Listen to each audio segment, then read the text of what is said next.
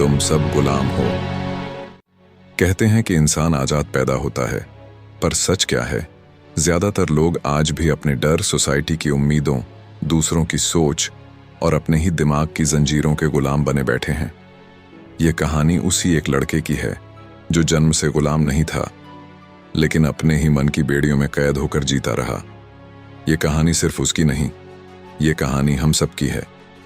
शहर के एक छोटे से घर में अर्जुन नाम का लड़का रहता था। अर्जुन का चेहरा साधारण था, पर दिल में एक सपना पलता था। कुछ बड़ा करना है, अपनी पहचान बनानी है। लेकिन उसकी जिंदगी के कमरे में एक कोना ऐसा था जहां वो रोज गिरता था। उसका सबसे बड़ा दुश्मन कोई इंसान नहीं था, वह खुद था। हर रात वह बिस्तर पर लेटकर छत को देखता और एक ही आवाज आती, तू नहीं कर पाएगा, तेरे जैसे लाखों हैं, तू कौन सा खास है। धीरे धीरे यह आवाज इतनी भारी हो गई कि अर्जुन ने कोशिशें छोड़ दी। वह पढ़ाई करता था, काम पर जाता था, लोगों के बीच हंसता था, पर उसका अंदर चुपचाप टूटा हुआ था। कई बार उसे लगता जैसे अदृश्य जंजीरें उसकी गर्दन, हाथ और पांव में कस चुकी हैं। वह चलता था, पर कहीं पहुंचता नहीं था। वह कोशिश करता था, पर हार मान लेता था। वह सपने देखता था, लेकिन आंख खुलते ही उन्हें दफना देता था। वह सच में एक गुलाम बन चुका था। समय बीतता गया। अर्जुन की जिंदगी बदलने की बजाय और उलझती गई। उसके परिवार वाले कहते, ये कर, वही ठीक है। उसके दोस्त कहते, इतनी बड़ी सोच मत रखा कर। समाज कहता, तेरे बस का नहीं है। धीरे धीरे अर्जुन ने अपनी कहानी की किताब दूसरों के हाथ में दे दी। उसने जीना शुरू कर दिया जैसे दुनिया चाहती थी। काम पर जाता, वापस आता, खाना खाता, सो जाता। कोई सपना नहीं, कोई आग नहीं, कोई उम्मीद नहीं। एक दिन उसने खुद से पूछा, क्या मैं सच में इतना कमजोर हूं? अंदर से आवाज आई, नहीं, लेकिन तुमने खुद को दूसरों की जिंदगी का किरदार बना दिया है। अर्जुन को महसूस हुआ वह गुलाम है, पर बेड़ियां किसी और ने नहीं, उसने खुद पहनी है। एक रात थी, गहरा सन्नाटा था, खिड़कियां हवा में कांप रही थीं। अर्जुन कमरे के बीचों बीच बैठा था, अपने हाथों में चेहरा लिए हुए। रोज की तरह आज भी वह टूटा हुआ था, पर आज दर्द कुछ ज्यादा था। उसने आंखें बंद की और उसकी जिंदगी का हर वो लम्हा उसकी आंखों के सामने से गुजरने लगा जहां उसने दूसरों की वजह से हार मान ली थी।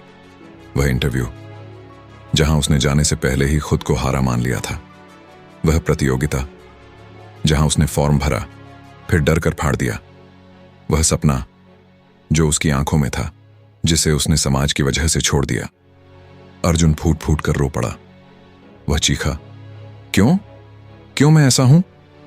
कुछ क्षणों तक सिर्फ सन्नाटा था, फिर मन की गहराई से एक आवाज आई, क्योंकि तुम खुद को गुलाम समझते हो, और गुलाम कभी जीत नहीं सकते। अर्जुन कांप गया। अगली सुबह अर्जुन आईने के सामने खड़ा था। वही चेहरा, वही आंखें, लेकिन वह वही इंसान नहीं था। उसने दर्पण को देखा और बोला, आज से मेरी कहानी मैं लिखूंगा।